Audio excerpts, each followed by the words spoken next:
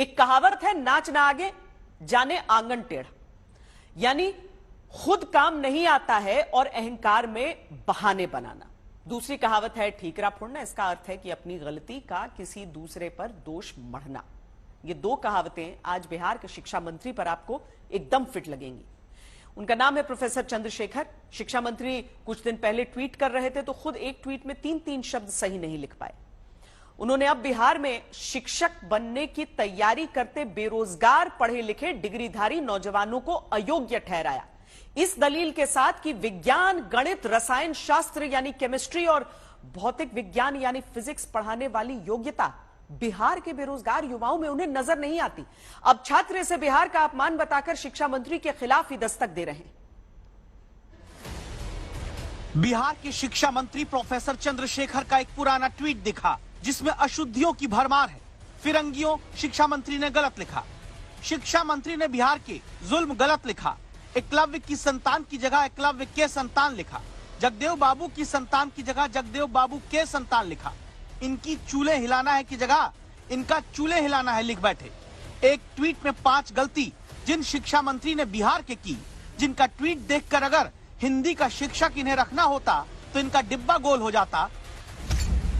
ऐसे बिहार के शिक्षा मंत्री प्रोफेसर चंद्रशेखर अब अपने ही राज्य में नौकरी मांगने पर लाठी खाने वाले बेरोजगार युवाओं को कई विषय में शिक्षक बनाने से पहले ही योग्य नहीं समझते। हिंदी के शब्द लिखने में जिन शिक्षा मंत्री का हाथ तंग है, बिहार के शिक्षा मंत्री प्रोफेसर चंद्रशेखर के इस बयान को इसीलिए सुनना जरूरी है। देश के लिए होगा और देश के विभिन्न राज्यों के जो टैलेंटेड छात्र हैं, बेरोजगार हैं, इसमें भाग लेंगे। हमारे लोगों के लिए एक समस्या जरूर है सामने कि साइंस में, खास करके मैथ में, केमिस्ट्री में, फिजिक्स में, अंग्रेजी में इस तरह के कॉम्पिटेंट छात्र बहुत नहीं मिल पाते हैं, सीट खाली रह जाती है।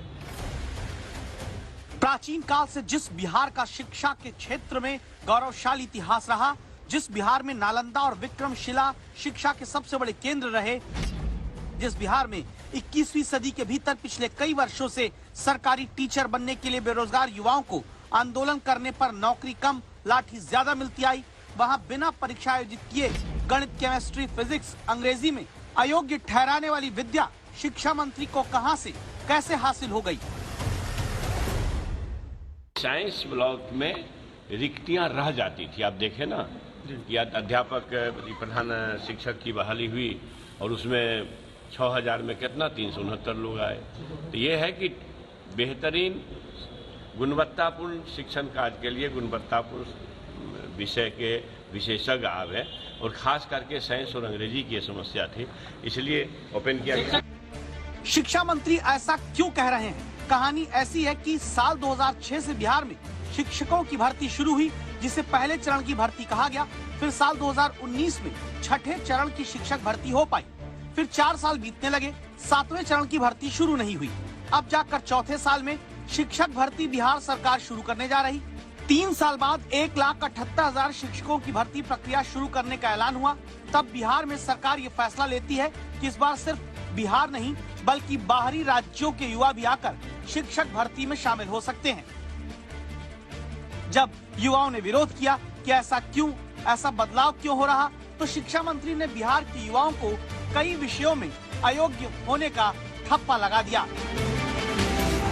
एक समस्या जरूर है सामने कि साइंस में, खास करके मैथ में, केमिस्ट्री में, फिजिक्स में, अंग्रेजी में इस तरह के कॉम्पिटेंट छात्र बहुत नहीं मिल पाते हैं, सीट खाली रह जाती है। हाँ, ये बात सच है कि annual status of education report 2022 के मुताबिक बिहार में 70% बच्चों को स्कूल के अलावा ट्यूशन के भरोसे शिक्षा हासिल करनी पड़ती है। ये बात सच है कि बिहार में 8वीं के लगभग सरकारी स्कूल के 30% बच्चे हैं जो कक्षा 2 के स्तर की हिंदी या अंग्रेजी की किताब नहीं पढ़ सकते। ये सच है कि 5वीं की क्लास के महज 30% बच्चे ऐसे हैं जो बिहार में गणित में भाग यानी सब्सट्रैक्शन के सवाल हल कर पा रहे हैं, जबकि कक्षा 8 के 58% बच्चे ही भाग का सवाल हल कर पाते हैं। क्या इसके लिए बिहार में 17 साल से सरकार चला रहे मुख्यमंत्री और अब बेरोजगार युवाओं को बिहार में अयोग्य साबित करते शिक्षा मंत्री जिम्मेदार नहीं है। कैसे ये जिम्मेदार हैं, ये भी सुन लीजिए। बिहार में 7,28,937 टीचर होने चाहिए, जबकि सिर्फ 4,13,159 टीचर ही स्कूलों में बिहार के पढ़ा रहे हैं। यानी बिहार में खुद 3,15,778 शिक्षकों के पद खाली पड़े हैं। बावजूद इसके सारे खाली पदों को भरने की जगह अभी आधे ही यानी 1,78,000 शिक्षकों की भर्ती 3 साल बाद जाकर सरकार निकाल पाती है।